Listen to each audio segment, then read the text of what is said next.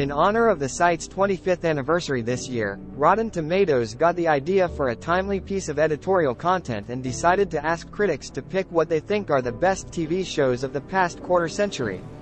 Sure, the usual suspects made it to the top, but they also had some surprising results.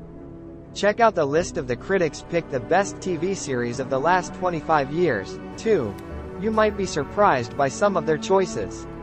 And now let's take a look at the top 10 TV shows that fans have chosen as their best TV shows of the past 25 years. Number 10. Dark, Netflix.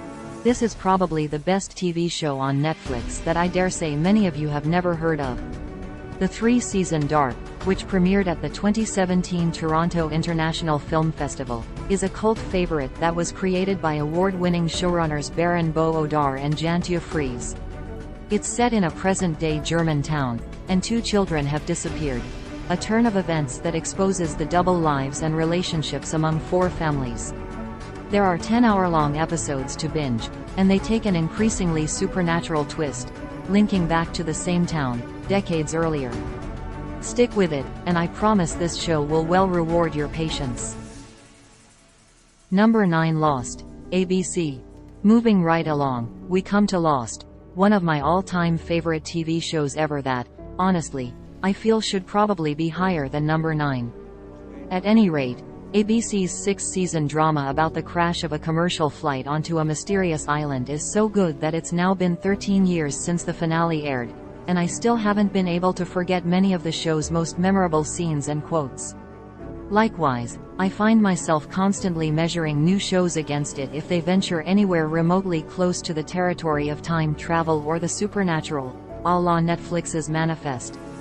Lost was one of the first truly great shows I remember binge-watching, as so many fans like me got caught up in the show's rich, complex mythology.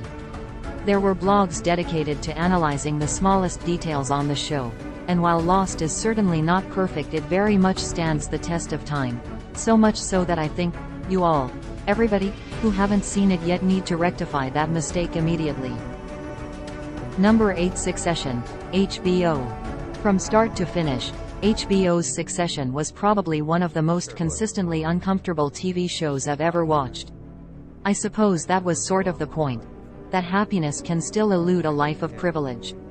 Succession was the most enjoyable miserable family drama that's ever graced the small screen, and it also benefited from brilliant writing and memorable quips and one-liners, as well as the novelty of watching a Murdoch-like media dynasty basically unravel from the inside out. Number 7. The Wire, HBO.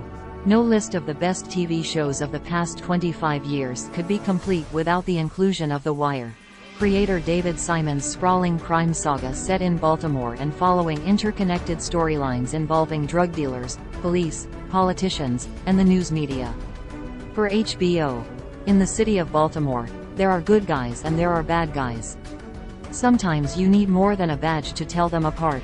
This highly realistic and totally unvarnished drama series chronicles the vagaries of crime, law enforcement, politics, education, and media in Baltimore as it follows a team of cops and the criminals they are after.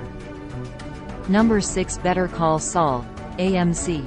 Rare is the TV or movie spin-off series that turns out to be more impressive than the original, and rarer, still, is the spin-off that completely changes your impression and understanding of the original, the way the prequel spin-off Better Call Saul does after you've watched Breaking Bad. In the former, we follow the initially earnest and occasionally line-crossing lawyer Jimmy McGill's efforts to try and pursue a respectable career in the legal profession, only to be met by one obstacle and closed door after another. So he takes his skills to the only place he feels that they're appreciated, to the criminal underworld. And, come to find, it's Jimmy who actually talent spots Walter White, to a degree that wasn't at all clear to Breaking Bad viewers, adding a whole new dimension to the original story. Number 5. Stranger Things, Netflix. This next entry on our list of the best TV shows according to fans comes as no surprise, because it's the Netflix series that I think the vast majority of subscribers would probably include on such a list. Stranger Things exploded into the popular consciousness thanks to its brilliant mashup of 80s nostalgia with a supernatural-tinged story. as well as a lovable gang of young friends who team up to get to the bottom of eerie mysteries, parallel dimensions, and horrifying creatures. The show, one of Netflix's biggest of all time according to its global top 10 data, currently has 4 seasons to enjoy, though, as a result of the ongoing strikes in Hollywood, there are estimates that the 5th and final season of Stranger Things might not be available to stream until 2025 at the earliest. Number 4. The Office, NBC. Who would have thought that a half-hour mockumentary about a boring regional office of a paper supply company in Scranton, Pennsylvania, would mix heart, humor, and pathos to go down as one of the greatest TV shows in history by the end of its 9-season run? Somehow, NBC's remake of the Ricky Gervais-led British version of The Office managed to say something meaningful about work and the beauty of an ordinary life, mixed in with all of the absurdity that made fans love it all the more.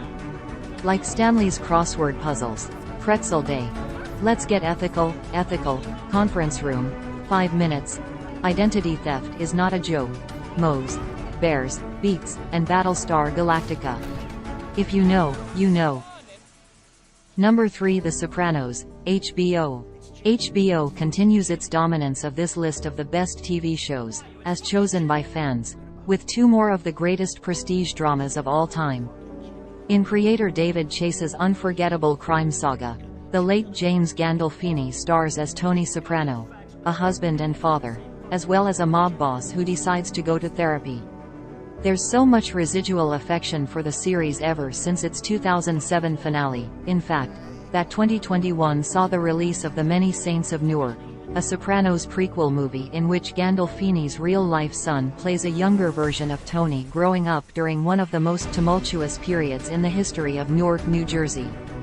If you want to go back through the show, Sopranos co-stars Michael Imperioli and Steve Sciarippa are the hosts of the, now ended, Talking Sopranos podcast, which is described as the definitive rewatch podcast for the series. Number 2. Game of Thrones, HBO. HBO's 8th-season adaptation of George R.R. Martin's A Song of Fire and Ice was, for a time, such an important TV series that it felt like almost every streamer was racing to try and land their own version of Game of Thrones. The series, from showrunners David Benioff and D.B. Weiss, brought high fantasy to the small screen, captivating viewers with the power struggles among families on the fictional continent of Westeros.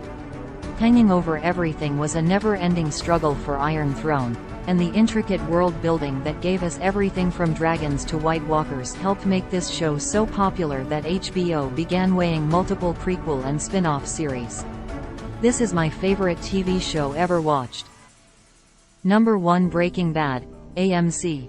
Finally, we come to the number 1 spot on our fan-chosen ranking of the best TV shows of all time, and this next show, coincidentally, also happens to be the number 1 pick from critics, as well.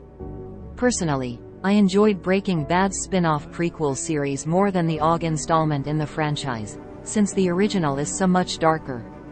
But I get it. Walter White was an anti-hero for the ages, and Bryan Cranston's portrayal of the public high school chemistry teacher turned gangster atop a drug empire was never anything less than spellbinding. The same, of course, was true for the compelling side characters, including everyone from Walter's protege Jesse Pinkman to drug kingpin Gus Fring and fixer and hitman Mike Ehrmantraut. TV about bad men has no business being this good.